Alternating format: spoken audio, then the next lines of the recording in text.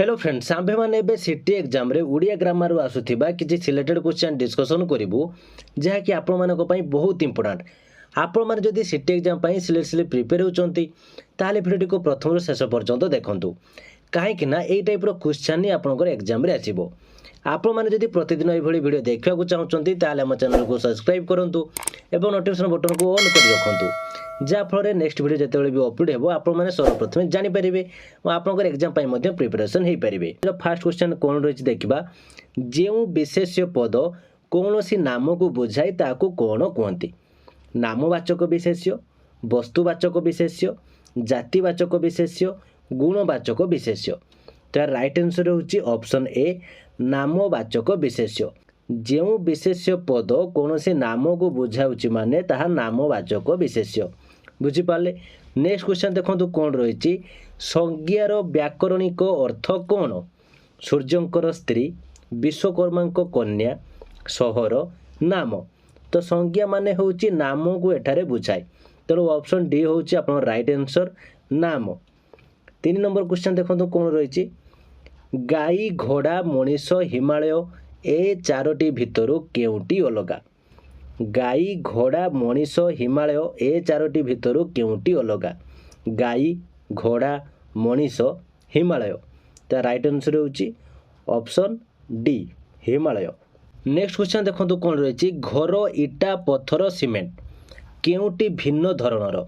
घर इटा पत्थर सीमेंट केउटी भिन्न धरणर घर इटा पत्थर सीमेंट। तो राइट आंसर होची ऑप्शन ए घर। क्यों विशेष्य पद को देखी बा छुई हुए नहीं केवल ताकू अनुभव करी हुए नामवाचक जातिवाचक गुणवाचक वस्तुवाचक। तो राइट आंसर ऑप्शन सी गुणवाचक। गुणवाचक विशेष्य को देखी बा छुई हुए नहीं केवल ताकू अनुभव करी हुए। नेक्स्ट देखो कौन रही जो पद अन्य पदर गुण अवस्था संख्या बा परिमाण को बुझाई ताकू कौन कहती विशेष्य विशेषण सर्वनाम अव्यय। तो राइट आंसर होची ऑप्शन बी विशेषण। जो पद अन्य पदर गुण अवस्था संख्या बा परिमाण को बुझाए ताहाको विशेषण पद कह जाए। तो यहाँ आप भल भाव मन रखु कहीं समस्त क्वेश्चन आप बहुत सिलेक्टेड क्वेश्चन आपन को यही टाइप क्वेश्चन ही एग्जाम रे मिल। तो भल भाव में बारंबार आप प्रैक्टिस करूँ जहाँफल क्वेश्चन आंसर आप मन रखिपारे। तो चलते 7 नंबर क्वेश्चन को जीवा जो पद विशेष्य पदर परिवर्ते व्यवहृत हुए ताहाकू कौन कहती जो पद विशेष्य पदर परिवर्ते व्यवहृत हुए ताहाकू कौन कहती विशेष्य विशेषण सर्वनाम अव्यय। तो राइट आंसर होची ऑप्शन सी सर्वनाम।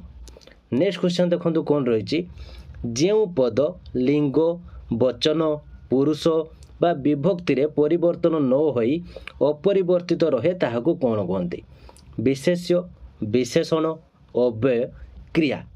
तो राइट आंसर होची ऑप्शन सी अव्यय।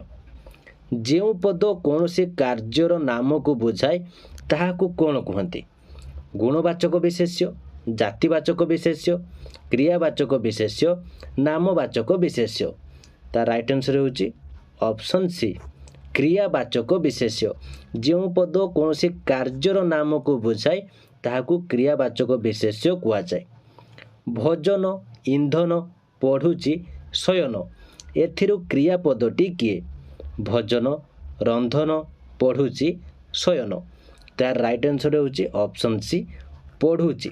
नेक्स्ट देखो तो कौन रही जो क्रिया द्वारा वाक्यर समाप्ति सूचित हुए ताहाको कौन कहती जो क्रिया द्वारा वाक्यर समाप्ति सूचित हुए ताहाको कौन कहती संयुक्त क्रिया समापिका क्रिया असमापिका क्रिया यौगिक क्रिया। तो राइट आंसर होची ऑप्शन बी समापिका क्रिया कहीं समाप्ति से कही समाप्ति हो सारी माने आपणकर समापिका क्रिया। नेक्स्ट देखो तो कौन रही से टाइप क्वेश्चन जो क्रियारू वाक्यर समाप्ति बुझाए नहीं ताहाकू कौन कहती समापिका क्रिया असमापिका क्रिया संयुक्त क्रिया सकर्मक क्रिया। तो राइट आंसर होची ऑप्शन बी असमापिका क्रिया।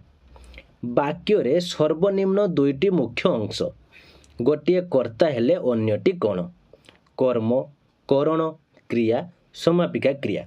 तो राइट आंसर होची ऑप्शन सी क्रिया।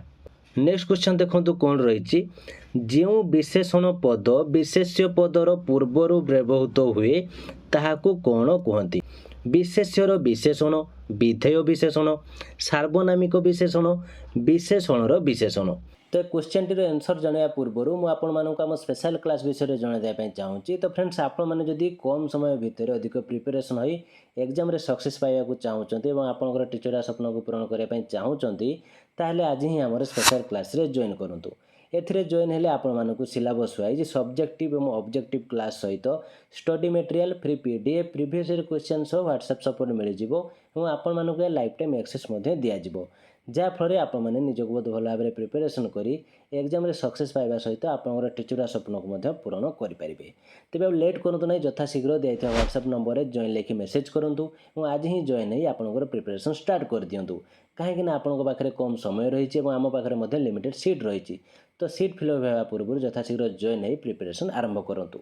तेज चलते आम क्वेश्चन उपरक जी आम क्वेश्चन कौन रही जो विशेषण पद विशेष्य पदर पूर्व व्यवहृत हुए ताकू कौन कहते। तार राइट आंसर होची ऑप्शन ए विशेष्यर विशेषण।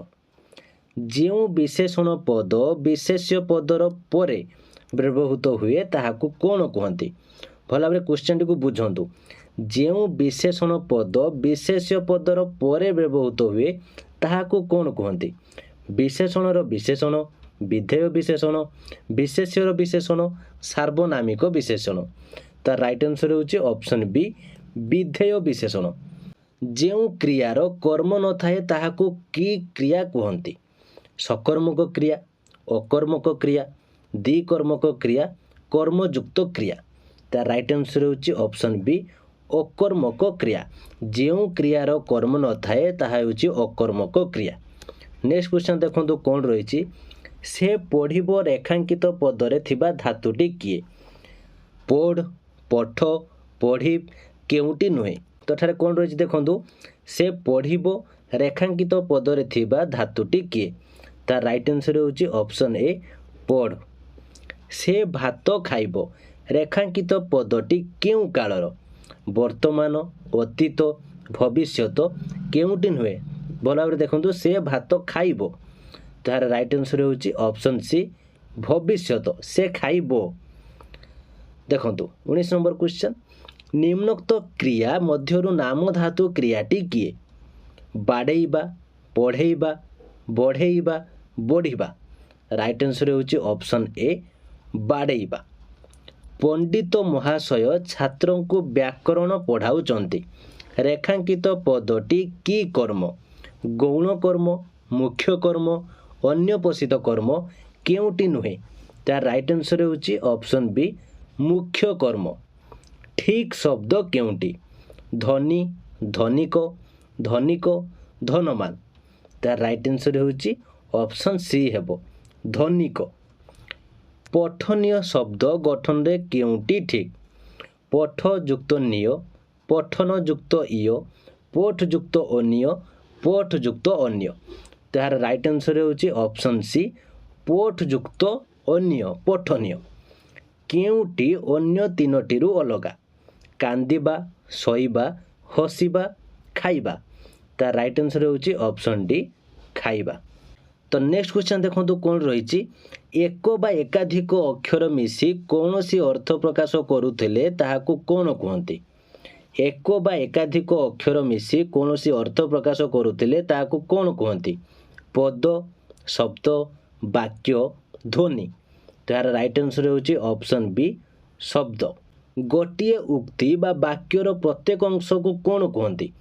पद शब्द वाक्य ध्वनि। तार राइट आंसर होची ऑप्शन ए पद।